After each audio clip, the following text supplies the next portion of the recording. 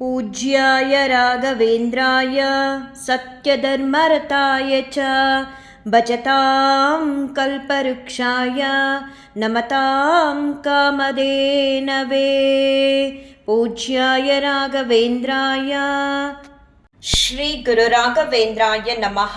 ಎಲ್ಲರಿಗೂ ನನ್ನ ನಮಸ್ಕಾರಗಳನ್ನ ತಿಳಿಸ್ತಾ ಇವತ್ತಿನ ವಿಡಿಯೋದಲ್ಲಿ ಸಫಲ ಏಕಾದಶಿ ಬಗ್ಗೆ ತಿಳಿಸ್ಕೊಡ್ತಾ ಇದ್ದೀನಿ. ಡಿಸೆಂಬರ್ 15ನೇ ತಾರೀಕು ಸೋಮವಾರ ಸಫಲ ಏಕಾದಶಿ ಬರ್ತಿದೆ.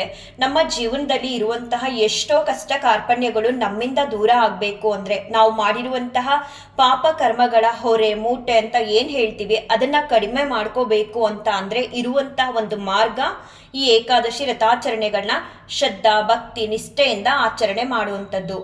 ನಾವು ಮಾತ್ರ ಏಕಾದಶಿ ವ್ರತಾಚರಣೆನ ಮಾಡಲ್ಲ, ದೇವತೆಗಳು ಕೂಡ ಈ ಒಂದು ಏಕಾದಶಿ ವ್ರತಾಚರಣೆನ ಆಚರಣೆ ಮಾಡ್ತಾರೆ.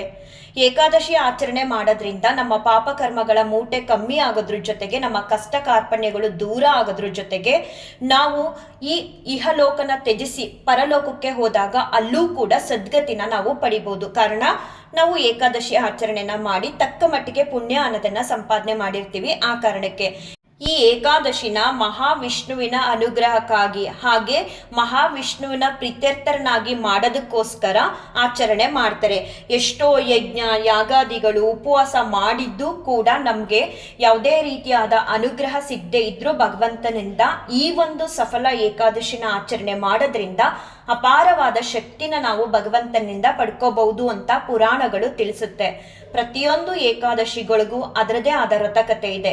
ಈ ಒಂದು ಏಕಾದಶಿಯ ವ್ರತಕತೆ ಏನು ಅಂತ ತಿಳ್ಕೊಳ್ಳೋದಾದ್ರೆ ಶ್ರೀಕೃಷ್ಣ ಪರಮಾತ್ಮ ಯುಧಿಷ್ಠರನಿಗೆ ಮತ್ತೆ ಧರ್ಮರಾಯನಿಗೆ ಹೇಳ್ತಾರೆ. ಚಂಪಾವತಿ ಅಂತ ಹೇಳಿ ಒಂದು ರಾಜ್ಯ ಇರುತ್ತೆ. ಮಹಿಷ್ಮಾನ್ ಎಂಬ ದೊರೆ ಆ ರಾಜ್ಯಕ್ಕೆ ರಾಜನಾಗಿರ್ತಾನೆ. ಜೊತೆಗೆ ಅವನಿಗೊಬ್ಬ ಮಗ ಇರ್ತಾನೆ. ಅವನ ಮಗನ ಹೆಸರು ಲುಂಬಕ ಅಂತ ಹೇಳಿ. ಆ ರಾಜನ ಮಗನ್ಗೆ ಧರ್ಮ ಪರಿಪಾಲನೆ ಮಾಡೋದು ಅಂದ್ರೆ ಅಷ್ಟಕ್ಕಷ್ಟೇ. ಯಾವಾಗ್ಲೂ ಆ ಧರ್ಮದ ಹಾದಿಲಿ ನಡೀತಿರ್ತಾನೆ. ಜೊತೆಗೆ ಆ ಧರ್ಮದಿಂದ ತನ್ನ ರಾಜ್ಯದಲ್ಲಿ ಇದ್ದಂತಹ ಪ್ರಜೆಗಳಿಗೆಲ್ಲರಿಗೂ ತೊಂದರೆನ ಕೊಡ್ತಿರ್ತಾನೆ. ಇದು ಆ ರಾಜ್ಯದ ರಾಜನಿಗೆ ಗೊತ್ತಾಗುತ್ತೆ. ಆಗ ಆ ರಾಜ ಒಂದು ನಿರ್ಧಾರನ ಮಾಡ್ತಾನೆ. ತನ್ನ ಸ್ವಂತ ಮಗನ್ನೇ ಆ ರಾಜ್ಯದಿಂದ ಬಹಿಷ್ಕಾರ ಮಾಡ್ಬಿಡೋಣ ಅಂತ ಹೇಳಿ ತೀರ್ಮಾನನ ಮಾಡಿ ತನ್ನ ಮಗನ್ನ ಬಹಿಷ್ಕಾರ ಮಾಡ್ಬಿಡ್ತಾನೆ ರಾಜ್ಯದಿಂದ. ಆಗ ಈ ಲುಂಬಕ ಅನ್ನೋನು ಕಾಡು ಅರಣ್ಯ ಪ್ರದೇಶಗಳಲ್ಲೆಲ್ಲ ಸುತ್ತಾಡ್ತಿರ್ತಾನೆ. ಅವನಿಗೆ ರಾಜ್ಯದಿಂದ ಬಹಿಷ್ಕಾರ ಮಾಡಿರ್ತಾರೆ, ಇರೋದಕ್ಕೆ ಜಾಗ ಇರಲ್ಲ. ಹಾಗಾಗಿ ಈ ಕಾಡು ಪ್ರದೇಶಗಳಲ್ಲೇ ಹೆಚ್ಚಾಗಿ ಓಡಾಡ್ತಿರ್ತಾನೆ. ಒಂದು ದಿನ ಈ ಸಫಲ ಏಕಾದಶಿ ಇದೆ ಅನ್ನೋದು ಅವನಿಗೆ ಗೊತ್ತಿರಲ್ಲ. ಅವನಿಗೆ ರಾಜ್ಯದಿಂದ ಬಹಿಷ್ಕಾರ ಮಾಡಿದ್ಮೇಲೆ ತಿನ್ನೋದಿಕ್ಕೆ ಏನೂ ಇರಲ್ಲ. ಆ ದಿನ ಫುಲ್ ಹಸ್ಕೊಂಡಿರ್ತಾನೆ. ತಿನ್ನೋದಿಕ್ಕೆ ಕುಡಿಯೋದಿಕ್ಕೆ ಏನು ಕೂಡ ಸಿಕ್ತಿರಲ್ಲ. ಕಾಡಲ್ಲಿ ತುಂಬಾ ಸುಸ್ತಾಗಿ ಆ ದಿನ ಒಂದು ಮರದ ಕೆಳಗಡೆ ಬಿದ್ಬಿಡ್ತಾನೆ ಈ ಲುಂಬಕ ಅನ್ನೋ ರಾಜ, ಅಂದ್ರೆ ಆ ರಾಜನ ಮಗ. ಆಗ ಮಹಾವಿಷ್ಣು ಈ ಲುಂಬಕನಿಗೆ ಪ್ರತ್ಯಕ್ಷರಾಗ್ತಾರೆ. ಯಾಕಂತ ಅಂದ್ರೆ ಈ ಲುಂಬಕನಿಗೆ ಇವತ್ತು ಏಕಾದಶಿ ಇದೆ ಅನ್ನೋದು ಗೊತ್ತಿರಲ್ಲ. ಆದ್ರೂ ಕಾಡಲ್ಲಿ ಉಪವಾಸದಿಂದ ನರಳಿ ಕೊನೆಗೆ ಒಂದು ಮರದ ಕೆಳಗಡೆ ಬಿದ್ಬಿಟ್ಟಿರ್ತಾನೆ. ಸೊ ಈ ಮಹಾವಿಷ್ಣು ದೇವರು ಅವನಿಗೆ ಅನುಗ್ರಹನ ಮಾಡಬೇಕು, ತಿಳಿದೇ ಇದ್ರೂ ಕೂಡ ಇವತ್ತು ಸಫಲ ಏಕಾದಶಿ ಅಂತ ಹೇಳಿ ಆಚರಣೆನ ಮಾಡಿದಾನೆ ಅಂತ ಹೇಳಿ ಮಹಾವಿಷ್ಣು ದೇವರು ಈ ಲುಂಬಕನಿಗೆ ಅನುಗ್ರಹ ಮಾಡ್ತಾರೆ. ಯಾವ ರೀತಿಯಾಗಿ ಅಂದ್ರೆ ಒಂದು ರಾಜ್ಯನೇ ಅನುಗ್ರಹ ಮಾಡ್ತಾರಂತೆ.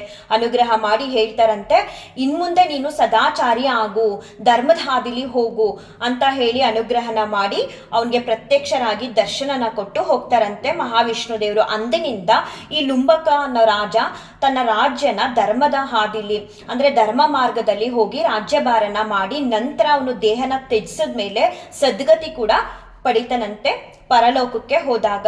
ಈ ಒಂದು ಸಫಲ ಏಕಾದಶಿನ ತಿಳಿದೇ ಅವನು ಆಚರಣೆ ಮಾಡಿದ್ರೂ ಕೂಡ ಇಷ್ಟೆಲ್ಲ ಅನುಗ್ರಹನ ಭಗವಂತನಿಂದ ಪಡ್ಕೊಂಡ ಅಂತ ಪುರಾಣ ಕಥೆಗಳು ತಿಳಿಸುತ್ತೆ. ವರ್ಷದಲ್ಲಿ ಬರುವ 24 ಏಕಾದಶಿಗಳಿಗೂ ಒಂದೊಂದೇ ಆದ ರೀತಿಯ ಮಹತ್ವ ಮತ್ತೆ ವ್ರತಕಥೆಗಳಿದೆ. ಯಾರೆಲ್ಲ ಶ್ರದ್ಧಾ ಭಕ್ತಿ ನಿಷ್ಠೆಯಿಂದ ಈ 24 ಏಕಾದಶಿಗಳನ್ನು ಆಚರಣೆ ಮಾಡ್ತಾರೋ ಅಂಥವ್ರಿಗೆ ಭಗವಂತನ ಅನುಗ್ರಹ ಆಶೀರ್ವಾದ ಹೆಚ್ಚಾಗಿ ಸಿಗುತ್ತೆ. ಕೆಲವ್ರು ಏನು ಮಾಡ್ತಾರೆ, 1, 2, 3 ಏಕಾದಶಿ ಆಚರಣೆ ಮಾಡಿಬಿಟ್ಟು ಇನ್ನೂ ನನ್ನ ಕೈಲಿ ಆಗಲ್ಲ. ಇನ್ನೂ ಕೆಲವ್ರು ಏನು ಹೇಳ್ತಾರೆ, ಎಲ್ಲ ಏಕಾದಶಿ ಆಚರಣೆ ಮಾಡಬೇಕಾ, ವರ್ಷದಲ್ಲಿ ಬರೋ 24 ಏಕಾದಶಿಗಳಲ್ಲಿ 2, 3 ಆಚರಣೆ ಮಾಡಿದ್ರೆ ಸಾಕಾಗತ್ತಾ ಅಂತ. ಹಾಗಲ್ಲ, ಬರುವಂತಹ ಪ್ರತಿಯೊಂದು ಏಕಾದಶಿಗಳನ್ನು ಶ್ರದ್ಧಾ ಭಕ್ತಿ ನಿಷ್ಠೆಯೊಂದಿಗೆ ಉಪವಾಸದಲ್ಲಿದ್ದು ಆಚರಣೆ ಮಾಡಬೇಕು. ಎಲ್ಲರಿಂದನೂ ಸಾಧ್ಯ ಆಗಲ್ಲ ಉಪವಾಸದಲ್ಲಿದ್ದು ಆಚರಣೆ ಮಾಡೋದಕ್ಕೆ. ಯಾಕಂದರೆ ಕೆಲವ್ರಿಗೆ ಹೆಲ್ತ್ ಇಶ್ಯೂಸ್ ಇರುತ್ತೆ, ಕೆಲವ್ರಿಗೆ ಅಭ್ಯಾಸ ಇರಲ್ಲ, ಇನ್ನೂ ಕೆಲವರು ಹೊಸದಾಗಿ ಏಕಾದಶಿ ಬಗ್ಗೆ ತಿಳ್ಕೊಂಡು ಆಚರಣೆ ಮಾಡಬೇಕು ಅಂತ ಅಂದ್ಕೊಳ್ತಿರ್ತಾರೆ. ಅಂಥವ್ರೆಲ್ಲರೂ ಎಷ್ಟರ ಮಟ್ಟಿಗೆ ಸಾಧ್ಯ ಆಗುತ್ತೋ ನಿಮಗೆ ಏಕಾದಶಿ ಆಚರಣೆ ಮಾಡೋದಕ್ಕೆ, ಉಪವಾಸದಲ್ಲಿ ಇದ್ಕೊಂಡು ಸಾಧ್ಯ ಆಗುತ್ತೆ ಮಾಡ್ತೀವಿ ಅಂತ ಒಂದು ಆತ್ಮಶಕ್ತಿ ನಿಮ್ಮ ಒಳಗಡೆ ಇದ್ರೆ ಅಂಥವ್ರು ಖಂಡಿತವಾಗ್ಲೂ ಉಪವಾಸದಲ್ಲಿದ್ದು ಏಕಾದಶಿ ವ್ರತಾಚರಣೆನ ಮಾಡ್ಬೋದು. ಇಲ್ಲ ಹೊಸದಾಗಿ ನಾವು ಏಕಾದಶಿ ಆಚರಣೆ ಮಾಡ್ತಿದ್ದೀವಿ, ಆರೋಗ್ಯ ಸಮಸ್ಯೆ ಇದೆ ಅನ್ನೋರು ಕೂಡ ಶ್ರದ್ಧಾ ಭಕ್ತಿ ನಿಷ್ಠೆಯಿಂದ ಹಾಲು ಹಣ್ಣು ಎಳ್ನೀರು ಇದನ್ನೆಲ್ಲ ಸೇವನೆ ಮಾಡಿಕೊಂಡು ಭಗವಂತನ ಧ್ಯಾನನ ಮಾಡ್ತಾ ಏಕಾದಶಿ ವ್ರತಾಚರಣೆನ ಮಾಡ್ಬೋದು. ಈ ರೀತಿಯಾಗೂ ಕೂಡ ನೀವು ಏಕಾದಶಿ ವ್ರತಾಚರಣೆನ ಮಾಡಿ ಭಗವಂತನ ಅನುಗ್ರಹಕ್ಕೆ ಭಗವಂತನ ಕೃಪೆಗೆ ಪಾತ್ರರಾಗ್ಬೋದು. ಒಟ್ನಲ್ಲಿ ಯಾರಿಗೆಲ್ಲ ಸಾಧ್ಯ ಆಗುತ್ತೆ ನಮ್ಮಿಂದ ಉಪವಾಸದಲ್ಲಿ ಇದ್ದು ಆಚರಣೆ ಮಾಡ್ತೀವಿ ಏಕಾದಶಿ ವ್ರತಾಚರಣೆನ ಅಂತ ಅನ್ಕೊಳ್ತಿರೋ ಅಂಥವ್ರು ಮಾಡಿ, ಏನೂ ಆಗಲ್ಲ. ರಾಘವೇಂದ್ರ ಸ್ವಾಮಿಯವ್ರ ಹತ್ರ ಬೇಡ್ಕೊಳ್ಳಿ, ನಮಗೆ ಶಕ್ತಿನ ಕೊಡಿ ಏಕಾದಶಿ ಆಚರಣೆ ಮಾಡೋದಕ್ಕೆ, ಭಕ್ತಿನ ಕೊಡಿ ಅಂತ. ನಿಜವಾಗ್ಲೂ ರಾಘವೇಂದ್ರ ಸ್ವಾಮಿಯವರು ನಿಮಗೆ ಅನುಗ್ರಹನ ಮಾಡಿದ್ರೆ ಖಂಡಿತವಾಗ್ಲೂ ನಿಮಗೆ ಎಲ್ಲೂ ಕೂಡ ಏಕಾದಶಿ ಆಚರಣೆ ಮಾಡಿದಾಗ ಸುಸ್ತು ಅಂತ ಅನ್ಸಲ್ಲ.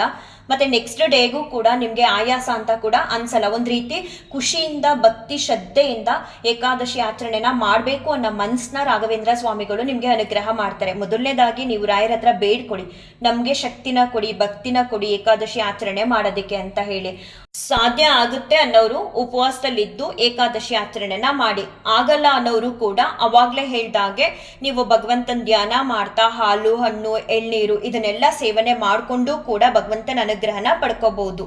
ಮತ್ತೆ ಏಕಾದಶಿ ಆಚರಣೆ ಮಾಡುವಾಗ ಯಾವುದೇ ರೀತಿಯಾದ ಸುಳ್ಳು ನುಡಿಬಾರ್ದು, ಆದಷ್ಟು ನಾವು ಮೌನವಾಗಿ ಇರಬೇಕು, ಇನ್ನೊಬ್ಬರನ್ನ ನಿಂದನೆನ ಮಾಡಬಾರ್ದು.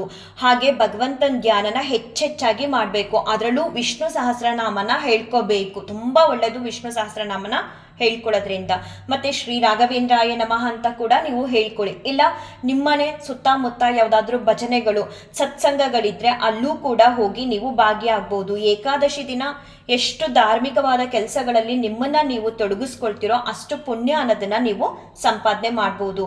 ಕೆಲವೊಂದೊಂದ್ಸಲ ನಾವು ಪುಣ್ಯ ಸಂಪಾದನೆ ಮಾಡೋದಕ್ಕೆ ದಾನ ಧರ್ಮನೇ ಮಾಡಬೇಕಾಗಿಲ್ಲ.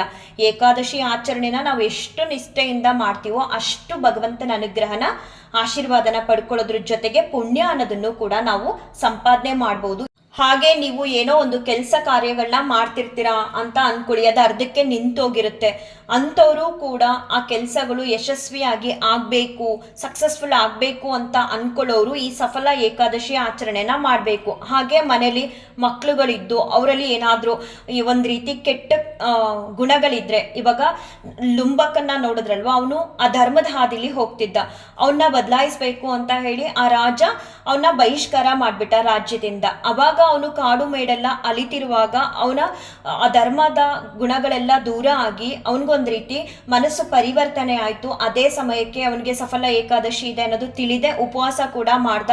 ಹಾಗೆ ಭಗವಂತ ಅವನ ಭಕ್ತಿನ ಮೆಚ್ಚಿ ಅನುಗ್ರಹ ಕೂಡ ಮಾಡಿದ್ರು. ಹಾಗೆ ಮನೇಲಿ ಯಾವಾದ್ರೂ ಮಕ್ಕಳುಗಳು ಅಂದ್ರೆ ಚಿಕ್ಕವರಾಗ್ಲಿ ದೊಡ್ಡವರಾಗ್ಲಿ ಅವರಲ್ಲಿ ಏನಾದ್ರೂ ಕೆಟ್ಟ ಗುಣಗಳಿದೆ ಅಂದ್ರೆ ಅವರು ಕೂಡ ಈ ಒಂದು ಸಫಲ ಏಕಾದಶಿ ಆಚರಣೆ ಮಾಡೋದ್ರಿಂದ ತಿಳಿದೆ ನಮ್ಮಲ್ಲಿರುವಂತಹ ಕೆಟ್ಟ ಗುಣಗಳನ್ನ ಭಗವಂತ ನಮ್ಮಿಂದ ದೂರ ಮಾಡ್ತಾನೆ, ಮಕ್ಕಳಿಗೆಲ್ಲ ಅನುಗ್ರಹ ಆಶೀರ್ವಾದನ ಮಾಡ್ತಾನೆ. ಆ ಕಾರಣಕ್ಕೆ ಸಾಧ್ಯ ಆಗೋಂಥವ್ರು ಮನೆಗಳಲ್ಲಿ ಮಕ್ಕಳಿಂದ ಏಕಾದಶಿ ಆಚರಣೆ ಮಾಡಿಸೋದಕ್ಕೆ ಅಂಥವರು ಕೂಡ ಏಕಾದಶಿ ಆಚರಣೆನ ಮಾಡಿ ನಿಮ್ಮ ಮಕ್ಕಳಿಗೆಲ್ಲರಿಗೂ ರಾಘವೇಂದ್ರ ಸ್ವಾಮಿಯವರು ಮತ್ತೆ ಮಹಾವಿಷ್ಣು ದೇವರು ಒಳ್ಳೇದು ಮಾಡ್ತಾರೆ. ಭಾನುವಾರ ದಿನ ದಶಮಿ ಇರುತ್ತೆ. ಆ ದಿನ ರಾತ್ರಿ ಉಪವಾಸದಲ್ಲಿ ಇರ್ತೀನಿ ಅನ್ನೋರು ಲಘು ಆಹಾರನ ಸೇವನೆ ಮಾಡಿ. ಲಘು ಆಹಾರ ಅಂತ ಅಂದರೆ ನೀವು ಚಪಾತಿ ಇಡ್ಲಿ ರೈಸ್ ಐಟಮ್ ಬಿಟ್ಟು ಏನು ಬೇಕಾದರೂ ನೀವು ಹಿಂದಿನ ದಿನ ಅಂದರೆ ಭಾನುವಾರ ಸೇವನೆ ಮಾಡ್ಬೋದು. ಇನ್ನು ಸೋಮವಾರ ಬೆಳಗಿನ ಜಾವನೆ ಬೇಗ ಎದ್ದು ಏಕಾದಶಿನ ನಿಮಗೆ ಯಥಾಶಕ್ತಿ ಮನೇಲಿ ಹೇಗೆ ಆಚರಣೆ ಮಾಡಬೇಕು ಅಂತ ಅಂದ್ಕೊಳ್ತೀರಾ ಆ ರೀತಿ ಮಾಡಿ. ಅವತ್ತಿನ ದಿನ ರಾಘವೇಂದ್ರ ಸ್ವಾಮಿಯವರಿಗೆ ಹೂವಿನಿಂದ ಅಲಂಕಾರ ಮಾಡಬಾರ್ದು, ಮತ್ತು ಯಾವುದೇ ನೈವೇದ್ಯಗಳನ್ನು ಕೂಡ ಮಾಡಬಾರ್ದು. ಇನ್ನು ಮನೇಲಿ ಶ್ರೀಕೃಷ್ಣನ್ ಫೋಟೋ ಇದ್ದರೆ ಮಹಾವಿಷ್ಣು ಫೋಟೋ ಇದ್ದರೆ ಅದಕ್ಕೆ ಅಲಂಕಾರನ ಮಾಡಿ ಏನಾದರೂ ಸಿಹಿ ಅವಲಕ್ಕಿನ ನೈವೇದ್ಯ ಕೂಡ ಮಾಡ್ಬೋದು. ಇಲ್ಲಾಂದರೆ 2 ಬಾಳೆಹಣ್ಣು ಕೂಡ ನೀವು ನೈವೇದ್ಯ ಮಾಡ್ಬೋದು. ಮತ್ತು ದ್ವಾದಶಿ ದಿನ ಬೆಳಗ್ಗೆ ಬೇಗನೆ ಎದ್ದು ಮನೆಯಲ್ಲಿ ನಿಮ್ಮ ಮನೆ ದೇವರಿಗೆ ಏನಾದರೂ ಸಿಹಿ ಅಡುಗೆನ ಮಾಡಿ.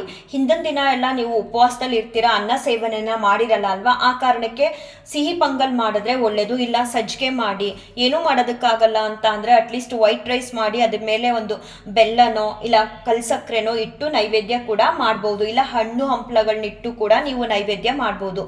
ನೈವೇದ್ಯ ಮಾಡಿ ಮೊದಲು ಮನೆ ದೇವರಿಗೆ ಮತ್ತು ರಾಘವೇಂದ್ರ ಸ್ವಾಮಿಗಳಿಗೆ, ನಂತರ ನೀವು ಕೂಡ ಮಾಡಿರುವಂತಹ ಅಡುಗೆನ ಪಾರಾಯಣ ಸಮಯದಲ್ಲಿ ಊಟನ ಮಾಡಿ ನಿಮ್ಮ ವ್ರತಾಚರಣೆನ ಮುಗಿಸ್ಬೋದು, ಅಂದರೆ ಸಮಾಪ್ತಿ ಮಾಡ್ಬೋದು.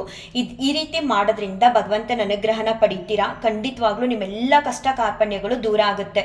ಒಂದೇ ಸಲ ಆಚರಣೆ ಮಾಡಿ ದೂರ ಆಗಲಿಲ್ಲ ಅಂತ ಚಿಂತೆ ಮಾಡಬೇಡಿ. ಬರುವಂತಹ 24 ಏಕಾದಶಿಗಳನ್ನು ಸಾಧ್ಯ ಆದಷ್ಟರ ಮಟ್ಟಿಗೆ ನಿಷ್ಠೆಯಿಂದ ಆಚರಣೆ ಮಾಡ್ತಾ ಹೋಗಿ ಒಂದೊಂದೇ ಕಷ್ಟಗಳು ನಿಮ್ಮಿಂದ ದೂರ ಮಾಡ್ತಾರೆ ರಾಘವೇಂದ್ರ ಸ್ವಾಮಿಗಳು ಮತ್ತೆ ಮಹಾವಿಷ್ಣು ದೇವರು ಅಂತ ಹೇಳ್ತಾ ಈ ಒಂದು ವಿಡಿಯೋನ ಏನ್ ಮಾಡ್ತೀನಿ. ಶ್ರೀ ಕೃಷ್ಣಾರ್ಪಣಮಸ್ತು, ಶ್ರೀ ಕೃಷ್ಣಾರ್ಪಣಮಸ್ತು, ಶ್ರೀ ಕೃಷ್ಣಾರ್ಪಣಮಸ್ತು.